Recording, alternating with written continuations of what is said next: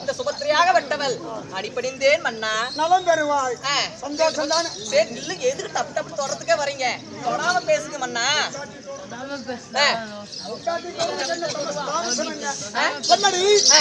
அப்படியா மன்னா? சுபத்ரா சுபத்ரா சுபத்ரான்னு சொல்லிட்டு சுபத்திரை நக்கறதுக்கு வந்திருக்கிறீங்க. இவ்வளவு நேரம் ஆறு நக்கறதுக்கு போன எந்த தேசி வீட்டுல இருந்த எந்த தாசி வீட்டுல இருந்த இன்னைக்குதான் சுபத்திரை தெரியுது உனக்கு? ஏன் மாப்பிள? ஏன் குடிகார மாப்பிள? உப்புதான் தெரியுது உனக்கு?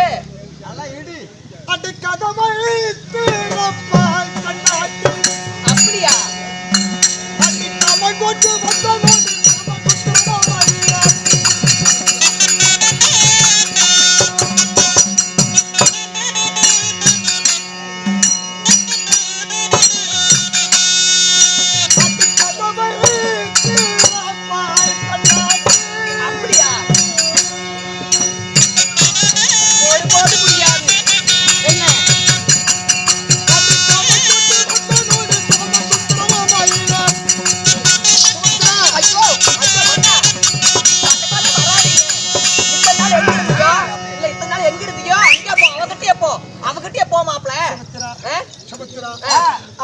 தங்கை என்று சொல்லி மனசுக்காக என் குணத்துக்காக என்னுடைய பாசத்துக்காக சரி பண்ணா அப்படியே இருக்கட்டும்.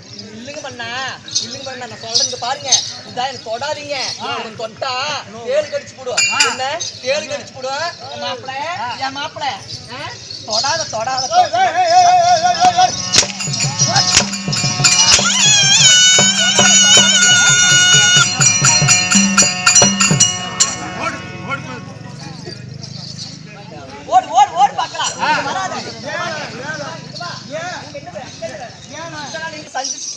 அவ வீட்டுல ஒரு நைட் இருந்துட்டு வந்தாதான் என் வீட்டுல உனக்கு இடம்.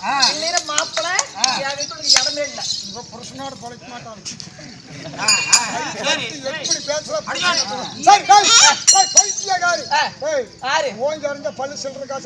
பைத்தியக்காரியா இல்ல கேக்குறேன்.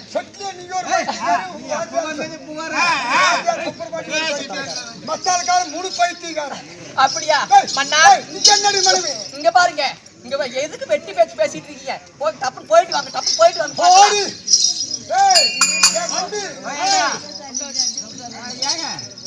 எத்தனையோ தேவிமாரி இடத்துக்கு சென்றேன். ஒருத்தி கூட என்னுடைய வார்த்தைக்கு அனுமதிக்கவில்லை.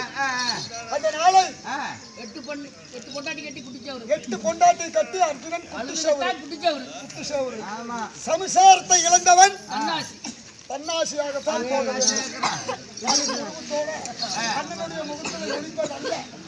சம்சாரத்தை இழந்தவன் தன்னாசியாக நான் ஊர் ஊராக பிச்சை எடுத்தாவது முளைப்பினே தவிர இனிமேல் பொண்டாட்டினுடைய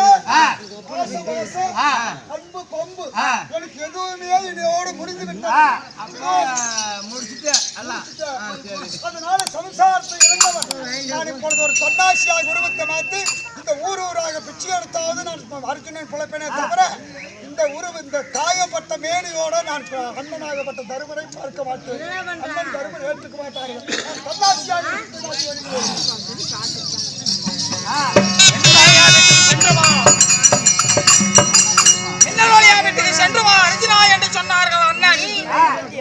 அப்படி சொன்ன பிரகாரமாக மின்னல் வழியா வீட்டுக்கு சென்று வரப்போனது காயப்படாத மேனி காயப்படாம வரணும்.